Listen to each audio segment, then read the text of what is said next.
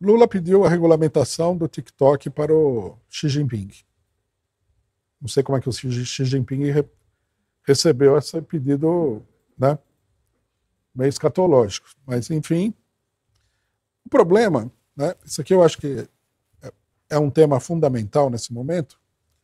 O problema é o seguinte, né, nós falamos disso algumas vezes, eu queria fazer um raciocínio mais abrangente. O problema é que a ideologia, o programa político do PT, do Lula particularmente, que é o programa do PT, ele, nessa etapa de crise, ele está numa escalada de desestruturação. Está sendo consumido pela crise.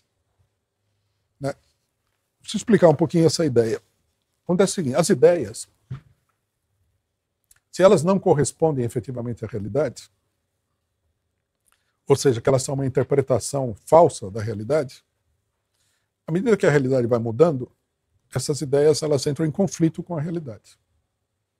Né? Foi assim que a maioria dos sistemas de pensamento que já existiram tornou-se anacrônico. Né? Na política, isso é muito comum. Né? Você tem uma força política que elabora um programa para uma determinada situação. E esse programa, ele não reflete, né, a realidade. Ele permite um funcionamento prático diante da realidade por um certo tempo.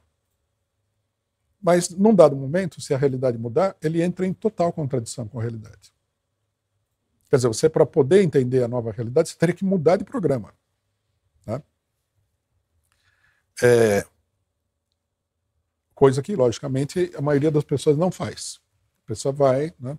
Isso é outra coisa que é muito comum na política, que os partidos políticos eles caminham para o matadouro de maneira inconsciente, pensando que as fórmulas de ontem vão dar certo hoje e amanhã. Né? O Lula, ele deu uma entrevista, nós temos que agradecer essa revista, que é uma revista norte-americana, The New Yorker. Eles entrevistaram o Alexandre de Moraes, que foi meio escandaloso, né? E eles entrevistaram o Lula. Essa revista aqui é uma revista de propaganda do imperialismo dito democrático. Né? Então, eles entrevistam o Brasil porque o Brasil, assim, vão usar a autoridade da esquerda brasileira, Alexandre de Moraes não é de esquerda, né? Para defender a política do imperialismo. O que é interessante na entrevista é que a entrevista é muito reveladora do que o PT pensa. E também do fato de que esse programa é um programa totalmente liquidado pela situação real do mundo. Bom, daí a revista elogia o Sarney, que é um negócio meio esquisito, né?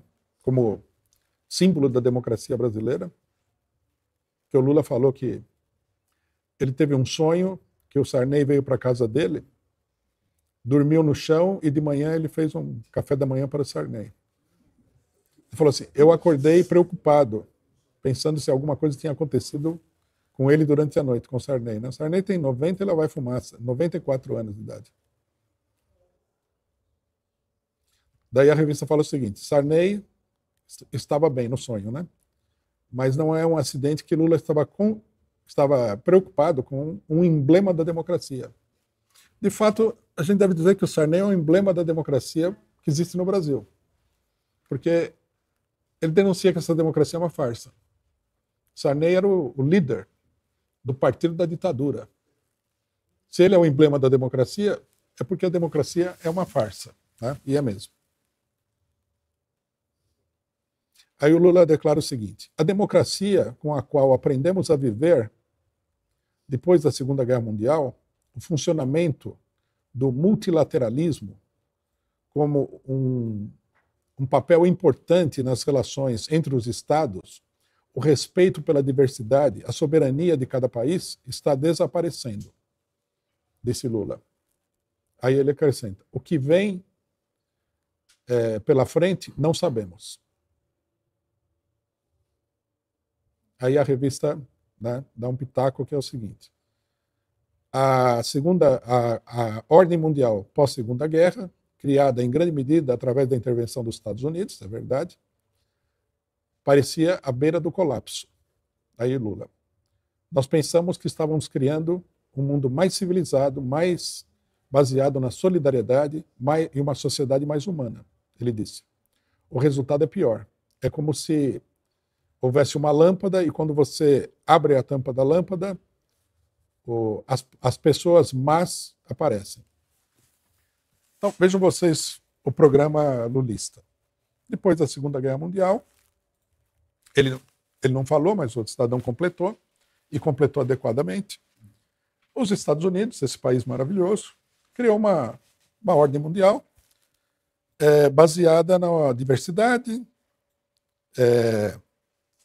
respeito pela soberania dos países, e sei lá mais o que de maravilhoso, tudo que a gente possa imaginar de maravilhoso, e agora isso está desaparecendo. Aí eu pergunto, em qual universo aconteceu isso? Porque neste universo não foi o que aconteceu. Não foi nada disso. Nesse universo aqui, o que nós vimos é que logo durante a Segunda Guerra Mundial, os Estados Unidos, que como o cidadão falou, é responsável por essa situação que nós vivemos, iniciou uma sequência de golpes de Estado, de derrubada de governos democraticamente eleitos, em todos os países do mundo onde eles acharam que fosse necessário, assassinando um grande número de pessoas, em alguns casos, né, muitos milhares de pessoas, estabelecendo as ditaduras mais selvagens, mais brutais, mais hediondas que a humanidade já viu até hoje. Sem o respeito à soberania desses países, é demonstrado pela existência da CIA, que foi criada logo no final da Segunda Guerra Mundial, que é um órgão de intervenção em todos os países soberanos do mundo, inclusive nos Estados Unidos, no qual, segundo a legislação norte-americana, eles estão impedidos de atuar. Quer dizer, eles violam a soberania do próprio país. Eu não sei, o Lula, ele nasceu não, mas uma boa parte da vida dele, assim como a minha, se passou na ditadura militar brasileira. Qual é o delírio que se aposta de uma pessoa para retratar o mundo dessa maneira? Aqui não houve democracia nenhuma. O que houve foi um fascismo universal, a não ser que a gente considere o Shah da Pérsia, né, o Shah do Irã, como democrata. Ele foi colocado lá por esse país, defensor das maravilhas, que é os Estados Unidos, e junto com a Inglaterra, lógico. Um dos governos mais selvagens que o mundo já conheceu até hoje. As ditaduras eternas das Filipinas, do Paraguai, né, da Nicarágua, de El Salvador. É fácil de você esquecer o que aconteceu no mundo quando você está perseguindo aí uma verdadeira fantasia, né? As ditaduras que os Estados Unidos estabeleceu na América do Sul foram as coisas mais monstruosas que alguém pode imaginar. A ditadura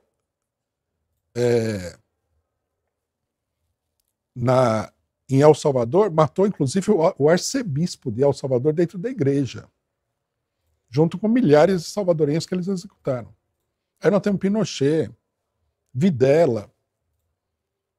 Em que mundo que aconteceu isso, de que depois da Segunda Guerra Mundial se respeitava a diversidade, a soberania?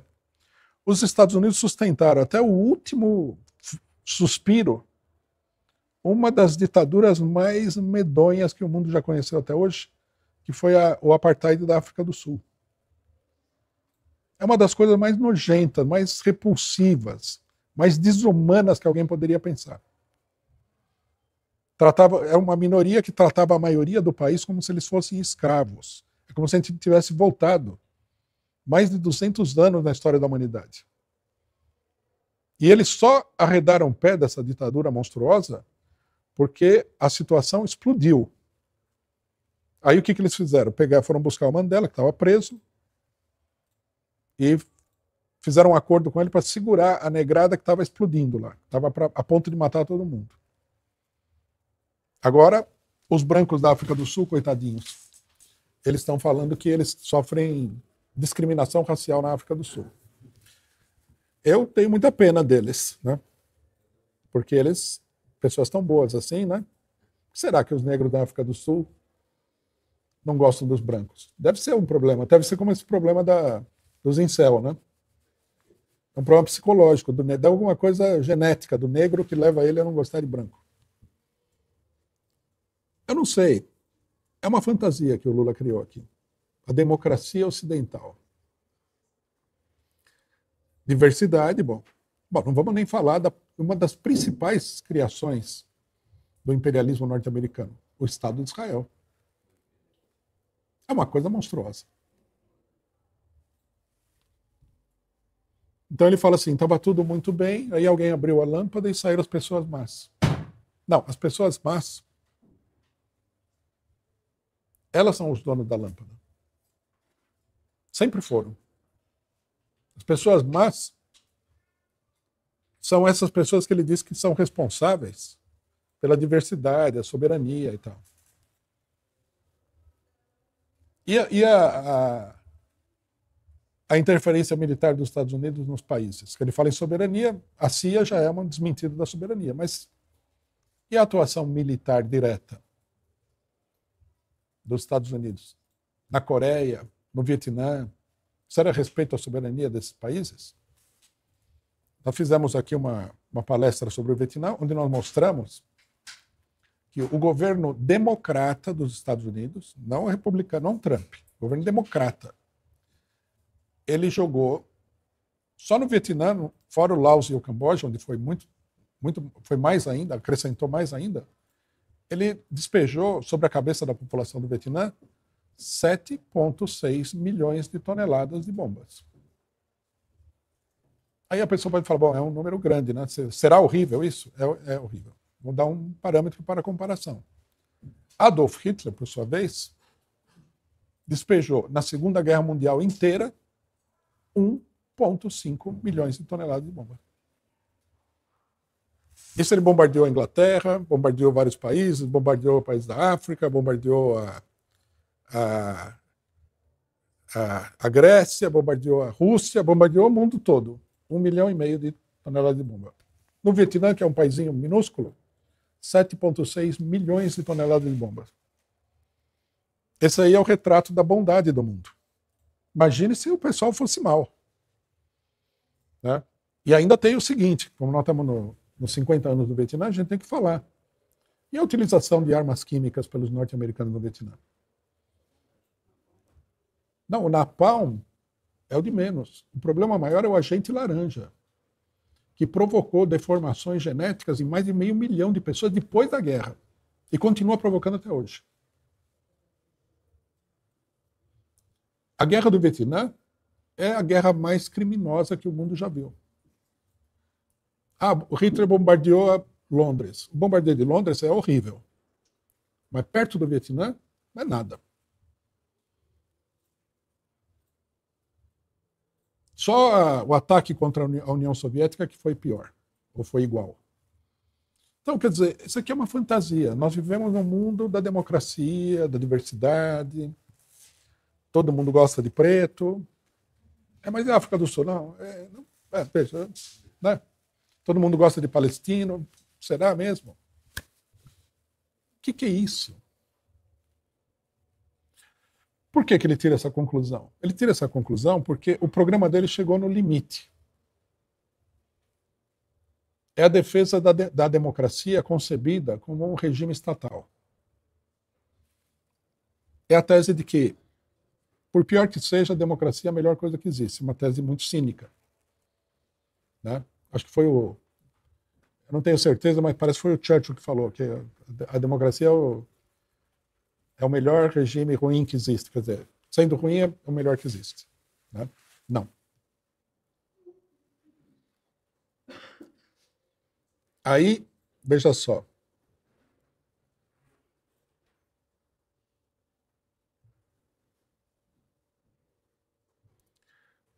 A revista diz o seguinte: na Assembleia Geral das Nações Unidas, em setembro passado, Lula tentou organizar uma reunião de presidentes progressistas. Quando sentamos para fazer a lista, descobri que não havia muitos progressistas. Acho que ele já sabia isso aí antes dele fazer a lista. Ele disse: de maneira a manter a reunião, de maneira a impedir que a reunião fosse muito pequena, mudei progressistas para democratas, de modo que pudéssemos convidar Biden, Macron e outras pessoas. Então veja só, para combater o perigo do fascismo, ele convidou para a reunião o carniceiro de Gaza. Porque o Netanyahu é o cachorro do carniceiro de Gaza. Não é o carniceiro de verdade.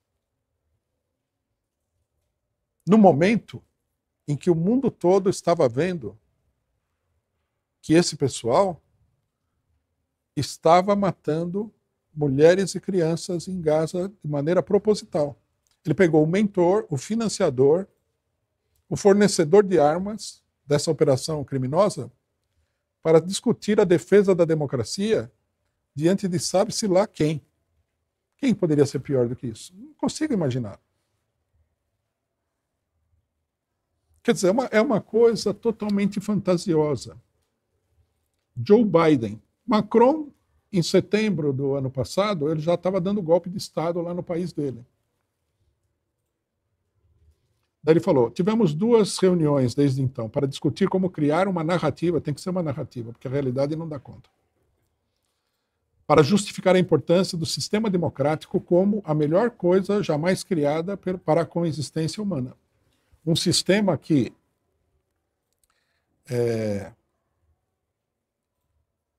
um sistema onde todas as pessoas têm direitos e o direito de alguém termina quando eles afetam o direito de outras. É o que funcionou no mundo. Monarquias, impérios não funcionaram. Nazismo não funcionou. O comunismo stalinista não funcionou. Então nós descobrimos que o PT é um partido adepto da democracia ao estilo norte-americano, que é o melhor sistema que a humanidade criou até hoje. Não é que é o melhor que existe agora. É a melhor criação humana até hoje. Quer dizer, a pessoa, quando ela se vê confrontada com um desafio muito grande, é o que ela pensa, ela é obrigada a tirar todas as consequências daquilo que ela pensa. Então o negócio é o seguinte: nós estaríamos aqui defendendo a democracia ao estilo norte-americano.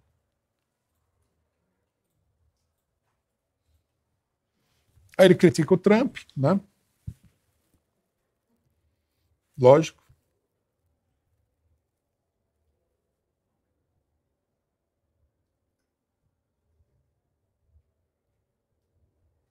Aí o Lula diz o seguinte: isso aqui, vocês vão me perdoar até por citar isso aqui. Os Estados Unidos foram o espelho da democracia, o pilar da democracia no planeta. Apesar de ser o país que travou o maior número de guerras, é o país que mais fala a respeito da paz e da democracia.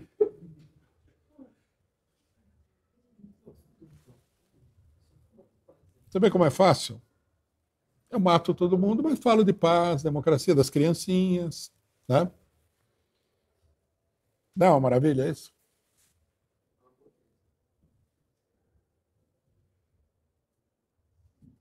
Aí ele diz o seguinte, que ele ouviu uma fala um discurso do Trump nos Estados Unidos, e ele falou o seguinte: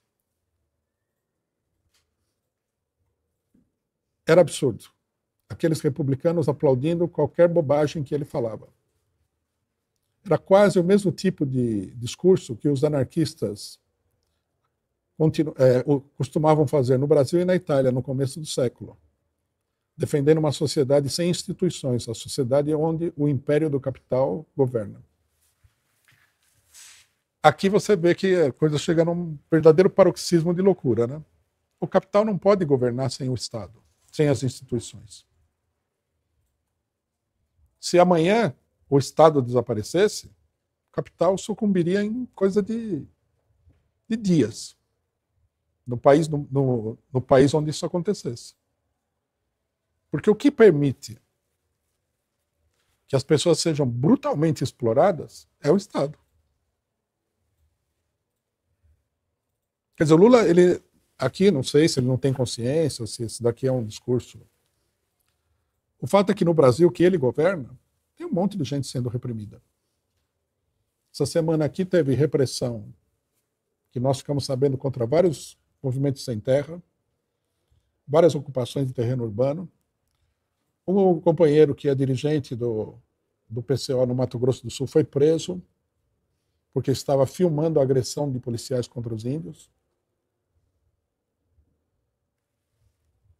Numa ocupação de terreno no sul do país, mataram as pessoas lá, aparentemente uns jagunços. Nós tivemos que tirar a gente de lá para evitar que a pessoa fosse assassinada. E isso daí acontece porque as instituições permitem. Por exemplo, esse negócio dos índios. Se não houvesse o Estado, nós mesmos aqui, a gente arrumava uma tropa de gente armada, ia lá e botava para correr todos os jagunços que tem no Mato Grosso do Sul. Todos. Porque eles são um punhadinho de gente.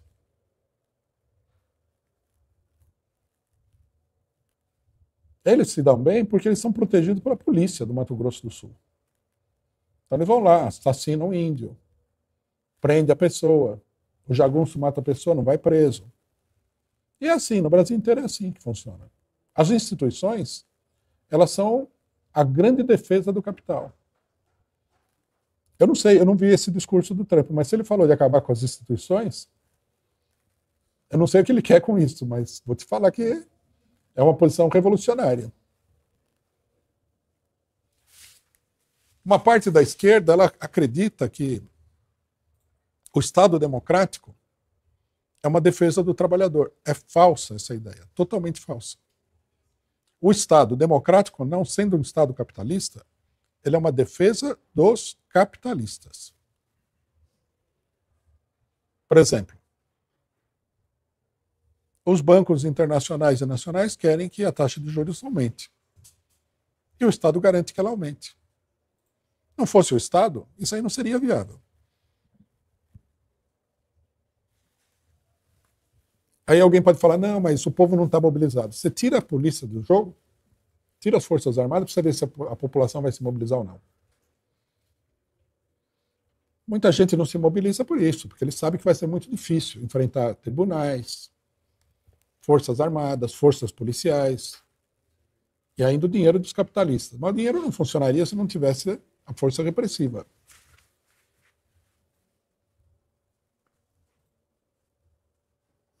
É uma coisa muito louca, né? Daí ele fala o seguinte, que o Trump é intervencionista. Ele falou, ele ameaçou retomar o canal do Panamá. Tudo bem, ele ameaçou, mas não fez nada. Ele ameaçou, daí ele foi lá e fez um acordo com o pessoal do Panamá. Agora, o Biden e os outros invadiram o Iraque, acabaram de destruir a Síria. A quantidade de coisa que eles fizeram é uma loucura total. Bombardearam a Iugoslávia.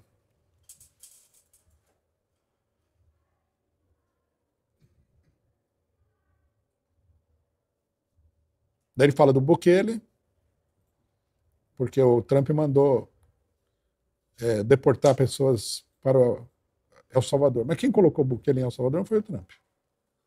Foram os outros. Quer dizer, o programa do PT é um programa que não tem mais para onde avançar na atual situação política. O que nós estamos vendo no mundo é o seguinte, essa democracia que o Lula fala, que numa medida muito grande é pura fantasia dele, isso daí está desaparecendo. E o motivo pelo qual está desaparecendo é muito claro. O capitalismo não consegue sustentar o povo do país. Esse dado dos Estados Unidos é importante por isso. Com a crise social que existe nos Estados Unidos, é óbvio que o povo vai se rebelar contra as instituições. Essa rebelião ela foi canalizada eleitoralmente pela extrema-direita. Por quê? Porque os democratas eles impedem a mobilização popular. Usam a extrema-direita, inclusive, né, como chantagem contra o povo que quer se mobilizar. Mas isso não tem futuro. Você não pode fazer esse jogo eternamente. A situação do povo está muito difícil. E também a capacidade da extrema-direita de canalizar essa insatisfação não é muito grande. Isso vai terminar numa explosão social gigantesca. Num certo sentido, a extrema-direita é funcional, ela serve, né, para conter a rebelião popular, ao canalizar uma parte dessa rebelião para essa política que eles fazem aí, que é apresentada como grande ameaça. Na verdade, não é uma grande ameaça. Né? O que acontece nos Estados Unidos é que, sem o Trump, por exemplo, a insatisfação desse povo poderia se transformar numa revolta popular. Para onde que o pessoal iria? Porque o pessoal que apoia o Trump é um pessoal revoltado, igual qualquer outro tipo de revoltado que existe dentro da sociedade. Eles são revoltados contra, né, a classe dominante nos Estados Unidos, representada pelo Partido Democrata e por políticos do velho Partido Republicano. Então, num certo sentido, o trumpismo ele contém a revolta popular. Ele dá uma vazão, né? Ele dá uma certa vazão, uma certa liberdade de expressão para essa revolta popular. O pessoal esbraveja na internet, xinga não sei quem, que eles estão revoltados, xinga o outro, né? Isso daí é uma válvula de pressão. Solta o ar para diminuir a pressão. Né? Só que, como o regime não consegue encontrar um ponto de equilíbrio, esse deslocamento ameaça toda a estrutura do regime. Por isso eles têm que reprimir a extrema-direita. Eles não estão reprimindo a extrema-direita porque a extrema-direita é uma ameaça fascista. Eles estão reprimindo a extrema-direita porque a extrema-direita pode dar lugar a uma ameaça revolucionária do povo. Os exageros da extrema-direita, exagero que eu digo é o linguajar ofensivo, essa coisa toda típica da extrema-direita. Ele não pode ir além de um determinado limite, porque senão é como se você provocasse o estouro da boiada. Mas, de qualquer maneira, o que ressalta aqui é o seguinte: isso que o pessoal chama de democracia, que a gente precisa de uma dose muito grande de boa vontade para dizer que é uma democracia, isso aí está no fim. Isso acabou. Acabou, não vai se levantar mais, é o fim. O capitalismo, os capitalistas, eles não têm condição de controlar a revolta popular numa boa. A hora que essa revolta ultrapassar o sistema eleitoral, que é uma última, não sei se é a última, mas é uma das últimas, um dos últimos mecanismos de descompressão da sociedade, eles vão ter que reprimir duramente a população. Eles caminham para isso, é isso que eles estão preparando. Eles não estão numa luta contra a extrema-direita para impedir uma ditadura. Não.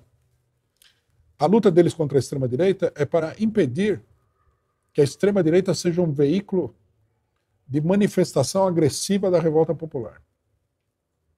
Porque, como todo agrupamento no meio da extrema-direita, o Trump é uma pessoa, do ponto de vista da política burguesa, bastante razoável.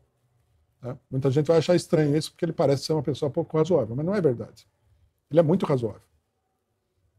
Ele é um mecanismo de controle da situação.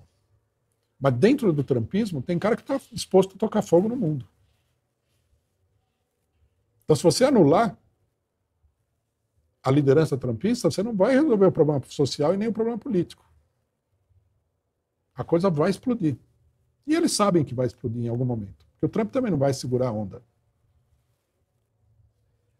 Então, eles olham esses partidos de extrema-direita, AfD, Le Pen, etc., eles olham assim, é uma coisa útil, mas ao mesmo tempo é uma coisa perigosa. Então eles procuram controlar, eles não estão na política de destruir, eles estão na política de controlar. Eles não querem uma explosão do sistema, eles querem que a degradação, que é inevitável, vá se dando de forma gradual, sem, né, aquele solavanco brutal que poderia acontecer e que vai acontecer, não vai ter jeito. Nesse momento aqui, né, quando a burguesia se volta contra a própria democracia, né, quer dizer, se volta contra a democracia, quer dizer o seguinte, ela para de falar em paz, amor e tal, e passa a falar em censura, botar gente na cadeia, etc. e tal. Esse é o momento em que as forças revolucionárias têm que empunhar a bandeira dos direitos democráticos da população. É o que Trotsky disse, que eu li alguns sábados atrás aqui. Fala, a democracia é um regime que não serve para a classe operária fazer avançar os seus interesses. É um regime de contenção da luta operária. Você compra o pessoal, põe no governo, compra os sindicalistas, você controla muito discurso democrático, pouco dinheiro, se o pessoal levantar a cabeça, a repressão, e muito discurso vazio de conteúdo. Então, aí o pessoal, a esquerda pequeno-burguesa fala de democracia, democracia, democracia, mas não vale nada. Só que chega um momento que esse sistema não funciona mais. Então, a burguesia se volta contra o próprio sistema. Ela tem que, né, ela percebe que liberdade de expressão não é só uma conversa fiada. O pessoal está usando a liberdade de expressão.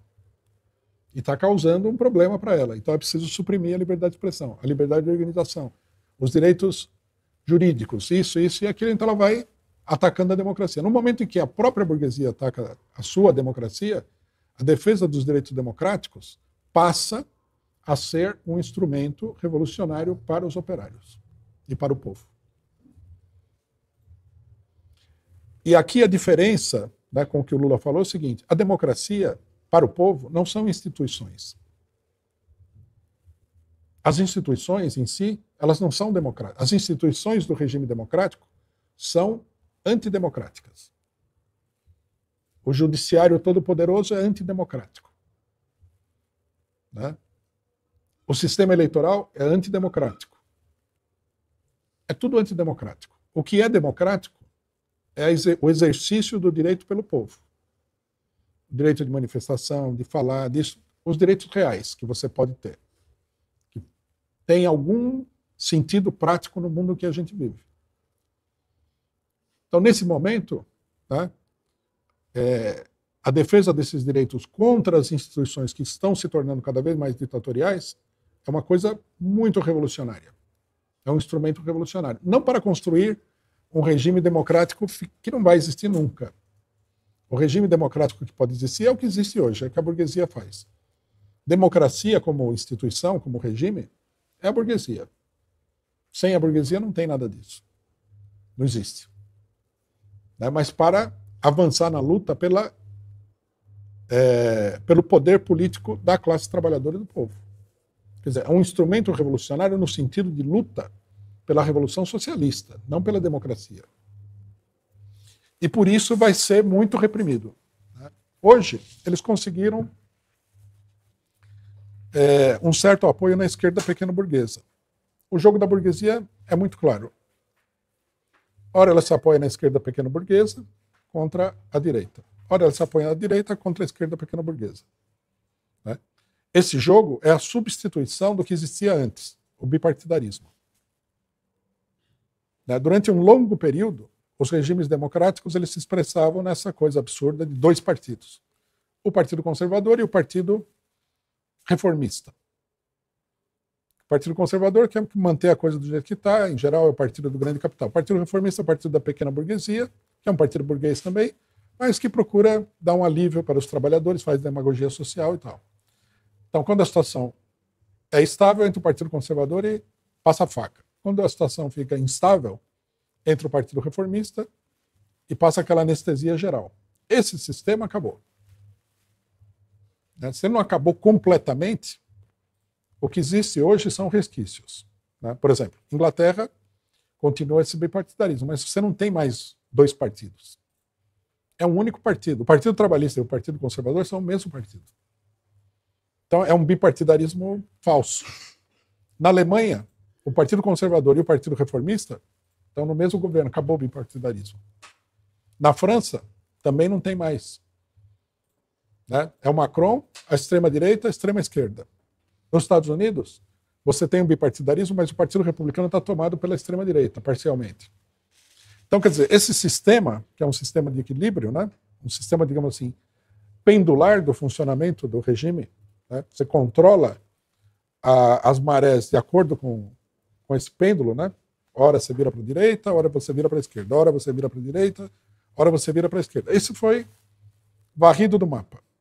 No Brasil, não tem mais. Então, o que eles estão fazendo agora é assim: se apoia na esquerda contra a direita, se apoia na direita contra a esquerda. Já é uma versão crítica, quer dizer, de crise, do funcionamento anterior. Porque já não é a burguesia que faz o pêndulo, ela é obrigada a fazer um exercício de acrobacia. Ela pula daqui para lá e pula de lá para cá. Então, nesse momento, no Brasil, por exemplo, ou no mundo todo, eles estão usando a esquerda como ponto de apoio para disciplinar a extrema-direita. Amanhã, eles vão fazer o contrário. Em alguns países já até acontece isso, né? A Itália, por exemplo, quem está no governo é a Giorgia Meloni, que é dos Fratelli d'Italia, um partido abertamente fascista. E a esquerda pequeno-burguesa, como ela não tem programa, ela tende a seguir isso que o Lula colocou aqui. Defesa das maravilhas da democracia. Nós não vivíamos tão maravilhosamente desde 1945 e agora apareceu a extrema-direita e tal. E o pior é que a esquerda dita revolucionária ela tem o mesmo programa. É um programa absurdo. Né? É um programa de fantasia. Democracia é uma fantasia.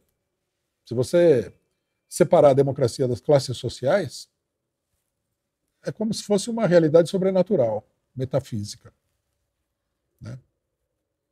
Então, o que acontece? Como você está na defesa de uma coisa metafísica, você vai acabar sendo apenas e tão somente um instrumento da classe social que defende aquele negócio. Nesse momento, o imperialismo é que defende a tal democracia. Mas vejam bem, né, para concluir esse raciocínio. Vai chegar a hora que o imperialismo vai deixar a democracia para os trouxas que vão ficar nesse terreno, aí vai esvaziar. É o que aconteceu na Espanha, né, em 1936. Na Espanha você tinha os partidos da democracia. Aí a burguesia decidiu que democracia não dava a ela o controle da situação. Chamaram uns generais muito doidos mesmo. Né?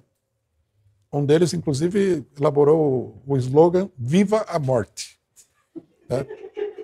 E depois ele seguiu esse slogan de Viva a Morte com outro slogan que era Abaixo a inteligência. Né? Por aí você pode sentir como a situação era dramática. Só que a burguesia não liga se o cara é louco ou não é louco. Desde que ele faça o trabalho, para ela está ótimo. Então o que acontece? A esquerda decidiu apoiar o governo democrático, a burguesia democrática. O Partido duas, três alas do Partido Republicano que estavam lá. Partido burguês. Fizeram uma frente com esses partidos, que é a chamada Frente Popular. Só que acontece o seguinte, Trotsky, por exemplo, analisando a situação espanhola, ele disse o seguinte, não era uma frente com a burguesia, era uma frente com a sombra da burguesia.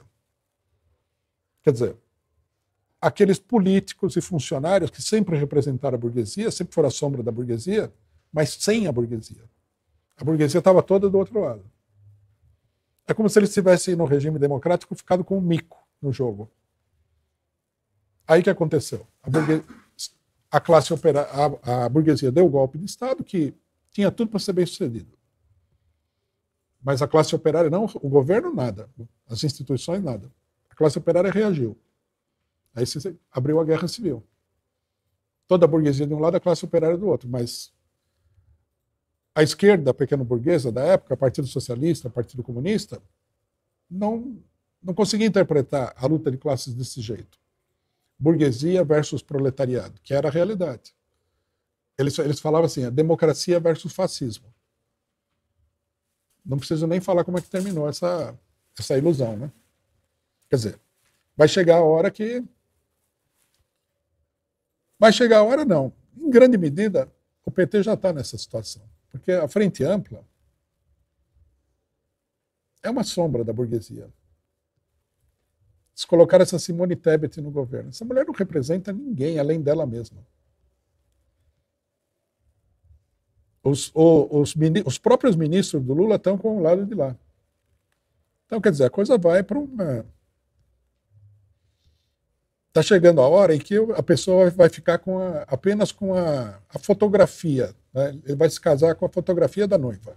Ele não vai se casar com a noiva. Ele vai falar, não, olha aqui, eu estou casando, olha a noiva aqui. Aí o pessoal olha e fala, isso aí é uma fotografia, cadê a noiva? A noiva está casando com outro cara em outro lugar.